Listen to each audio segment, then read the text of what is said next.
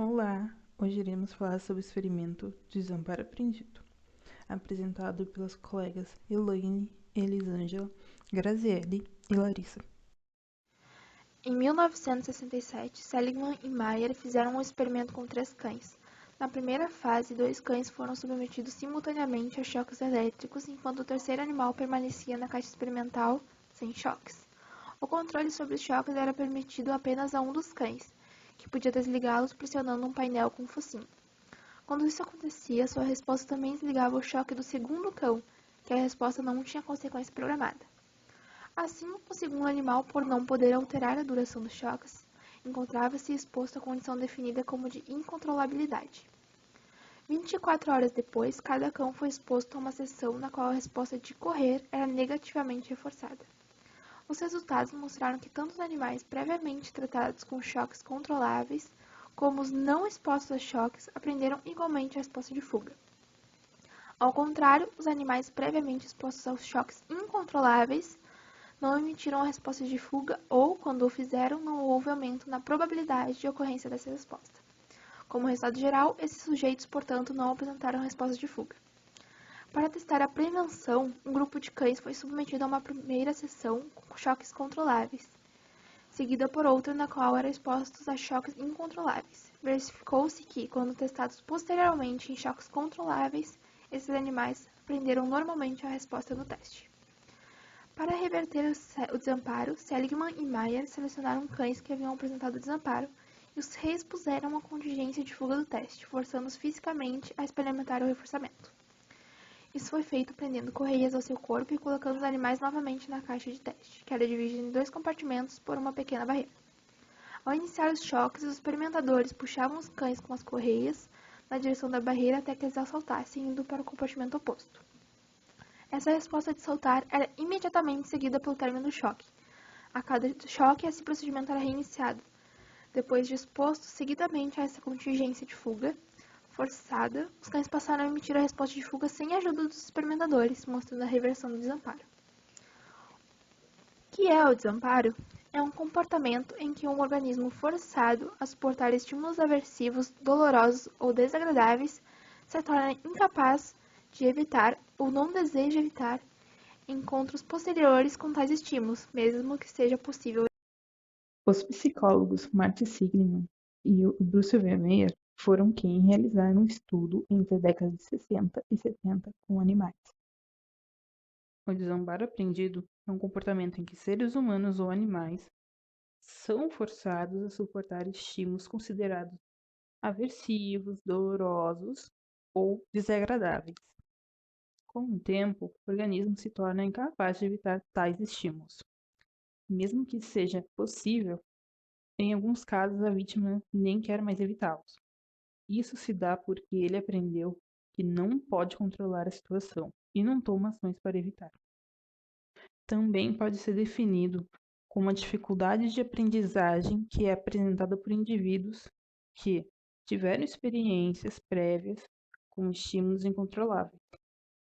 Ao realizar esse experimento, Seligman e Overmyer se associam, na verdade, não para identificar o desamparo aprendido, mas sim para buscar a interferência da incontrolabilidade sobre a aprendizagem.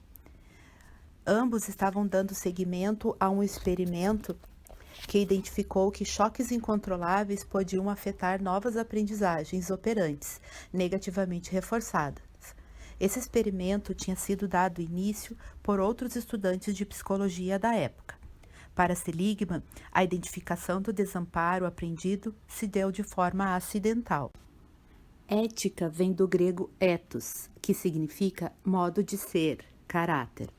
Está associado aos valores morais que orientam o comportamento humano em sociedade. Para nós, o experimento do desamparo aprendido, como todos puderam ver, submetem os cachorros a estímulos aversivos, causando sofrimento e traumas. Portanto, o experimento se torna totalmente antiético de nossa visão. Experimento Desamparo Aprendido Ético. Na cidade de Cachoeirinha, Rio Grande do Sul, o psicólogo José Manuel da Silva resolveu fazer um experimento para medir o desamparo aprendido pelos cães. ele acompanhou 3 grupos de cães por um ano. Ele denominou o grupo 1, 2 e 3. Cada grupo era composto por 2 cães e foram acompanhados desde o seu nascimento. O grupo 1 nasceu na rua e se manteve na rua durante o período da pesquisa. Eles passaram por dificuldades que a rua impõe ao cachorro. Para conseguir alguma alimentação, eles tinham que brigar. Acabavam apanhando de cachorros maiores.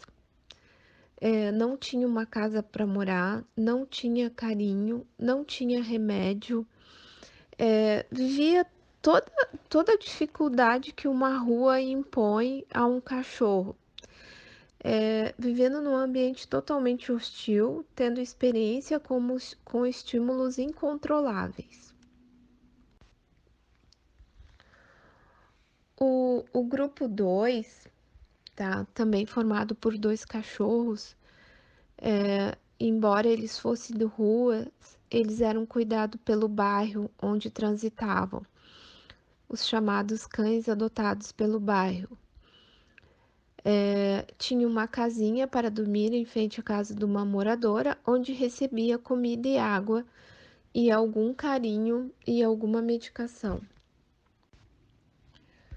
Já o grupo 3 nunca tinha ficado na rua, desde que nasceram, tinha todas suas necessidades atendidas e satisfeitas.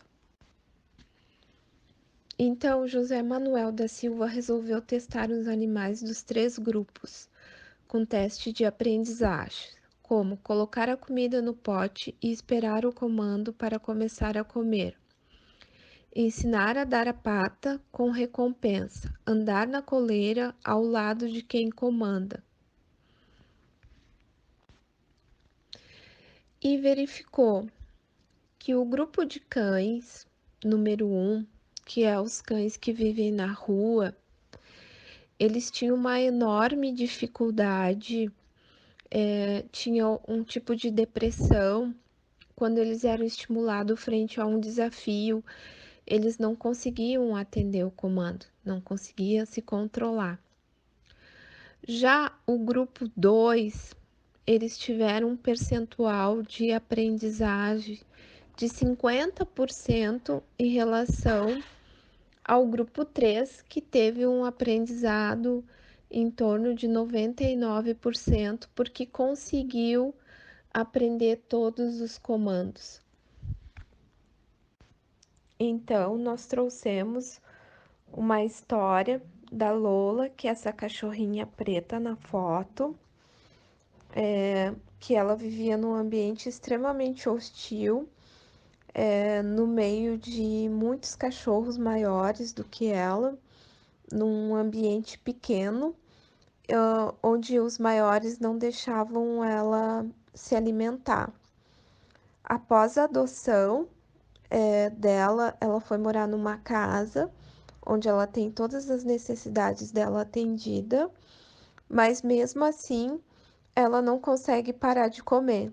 Então, toda vez que ela é alimentada, a dona dela tem que dar o alimento e retirar o pote, porque ela não tem esse time de que agora estou com a barriga cheia, vou parar de comer. Então, esse é um exemplo real do desamparo aprendido pela Lola.